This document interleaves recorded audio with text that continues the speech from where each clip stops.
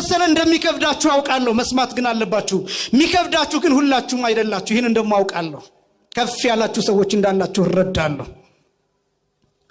የሉቃስ ወንጌል ምዕራፍ 4 ከቁጥር 16 ጀምሮ ጌታ በጉባኤ ቅዳሜ ቀን ያነበበው መጽሐፍ አለ። በናዝሬት ምኩራብ በናዝሬት መቅደስ ያነበበው መጽሐፍ አለ። ይሄ መጽሐፍ በ7 ማኅተም የተዘጋ መጽሐፍ ነው። ይሄ መጽሐፍ ትንቢተ ኢሳይያስ ምዕራፍ 61 ከቁጥር 1 ጀምሮ ያለው ክፍል የያዘ መጽሐፍ ነው። ይሄ መጽሐፍ ጌታ ብቻ እንዲያነበው የተጠበቀ መጽሐፍ ነው። መሲህ ብቻ እንዲያነበው የተጠበቀ መጽሐፍ እና ጌታችን እንዳስለመደ ይላል ወደ ምኩራቡ ሄደ ይላል። ወተንሳ ከመያንብ በከመያ ለምድ እንዳስለመደ ሊያነብ ተነሳ ይላል። ያን ጊዜ መጽሐፉን እንደተጠቀለለ ተላላኪው ለጌታ ሰጠው ይላል። ተረተረው መጽሐፉን ወረከበ ሀበ ይብል ወከሲቶ ወረከበ ሀበ ይብል መጽሐፉን በገለጠው ጊዜ እንዲህ የሚል አገኘ ይልና 7 ነገሮችን ይዘረዝራል። ስንት ነገሮችን? 7 ነገሮችን ይዘረዝራል። 7 ነገሮችን በተለይ ግዕዙ 7ቱንም ቁልጭ አድርጎ ያስቀምጣቸዋል።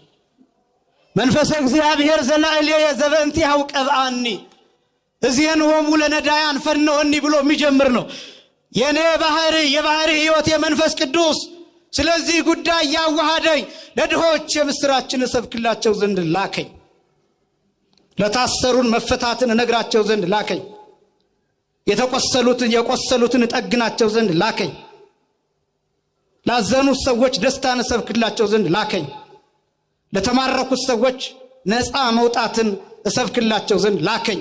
ዕውራን ለሆኑ ሰዎች ብርሃንን እሰጣቸው ዘንድ ላከኝ የሚል 7 ነገሮችን ይዘረዝራል። እነዚህ 7ቱ መከራዎች፣ 7ቱ ስቃዮች፣ 7ቱ ማህተሞች፣ 7ቱ ቁልፎች ናቸው። መጽሐፉ በእነዚህ 7 ቁልፎች የተዘጋ ነው። ገረማቸው። ጌታ ይህንን ክፍል ሲያነብ በጣም ተደነቁ ይላል። ወአንስኡ አዕይንቲሆሙ እልሃለው ውስተ ምኩራብ ወነጸርዎ ይላል። በምኩራቡ ዙሪያ ያሉት ሰዎች ሁሉ ትኩር ብለው ጌታን ተመለከቱት ይላል። ደንግጠው። ለምን? ይህን ክፍል ሊያነበው የሚችለው መሲህ ብቻ ነው። መሲህ እንደሆነ ደግሞ ክርስቶስን አላወቁ። እነሱ የሚያምኑት ሎቱ ስብሐት የዮሴፍ የሥጋ ልጅ ነው ብለው ነው የሚያምኑት። እናቱ ማርያም ናት። አዎ ልክ ነው፣ ግን ድሃ ናት። የድሃ ልጅ ደግሞ ንጉሥ መሲህ ሊሆን አይችልም ብለው ነው የሚያምኑት። ይህን መጽሐፍ በመካከላቸው አነበበው።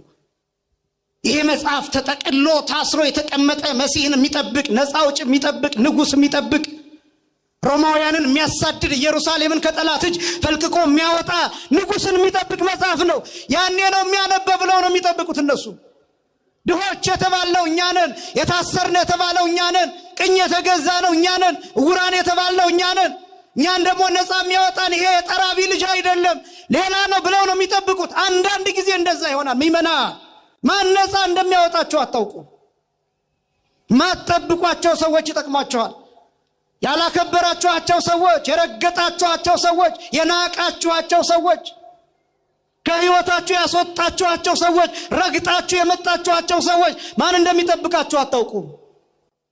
ቡትቱ የለበሰው ሰው ሊሆን ይችላል በጸሎት የሚጠብቃችሁ ከሊቃነ ጳጳሳቱ ይልቅ፣ ከኛ ከአገልጋዮቹ ይልቅ፣ ከካህናቱ ይልቅ፣ ከቀሳውስቱ ይልቅ፣ ባህታውያን ከምትሏቸው ይልቅ መንገድ ዳር የሚተኙት ላስቲክ ወጥረው የሚኖሩት እነሱ ሊሆኑ ይችላሉ በጸሎት የሚጠብቋቸው። ታቦት የሚጠብቁት እነሱ ሊሆኑ ይችላሉ። ቤተክርስቲያንን የሚጠብቋት ትውልድ የሚጠብቁት እነሱ ሊሆኑ ይችላሉ። ሰው የተባለውን ሁሉ አክብሩ። ማን ነፃ እንደሚያወጣቸው አታውቁም። ነፃ ያወጣቸው ያሳደዷት የማርያም ልጅ ኢየሱስ ክርስቶስ ነው። ክብርና ምስጋና ለአምላካችን ይሁን። ነፃ ያወጣቸው ራቁቱን መስቀል ላይ የሰቀሉት ጌታ ነው። ነፃ ያወጣቸው በሐሰተኛ ምስክር ርቃኑን መስቀል ላይ የሰቀሉት ጌታ ነው።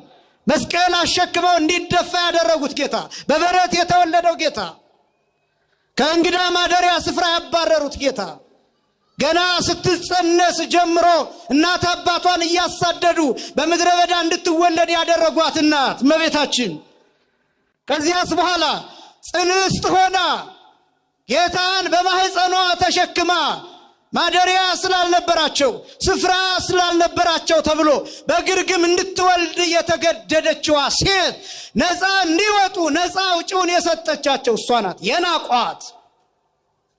የናቋት በሀገራችን እንግዳ ይከበራል። እንኳን የጸነሰች ሴት ስትመጣ ወንበር ለቆ ማስቀመጥ ይገባል። መንገድ ማቋረጥ አይገባም። ምክንያቱም በማህፀኗ በሆዷ ትውልድ ተሸክማለች፣ ሰው ተሸክማለች። ማክበር ይገባል። አንዳንድ ማህበረሰብ ሲያረጅ እንኳን ማክበር ይቅርና ሴት ማህፀኗን ሰንጥቆ ጽንሱን ያወጣል። ማህበረሰብ ያረጃል። በነገራችን ላይ ማህበረሰብ ለውጥ አለው፣ ኢቮሉሽን አለው። ማህበረሰብ ያረጃል፣ ማህበረሰብ ያድጋል፣ ማህበረሰብ ይታደሳል፣ ማህበረሰብ ይለወጣል፣ ማህበረሰብ ዝቅ ይላል፣ ማህበረሰብ ከፍ ይላል።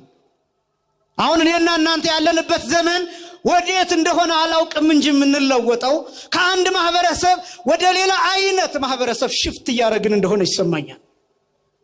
ወደ ሌላ አይነት፣ ወደ አውሬነት ይሁን ወደ መላክነት ይሁን እሱን አላውቅም፣ መገመት ይከብዳል። ግን በጣም በብዙ ክፉ ነገሮች ታጥረናል።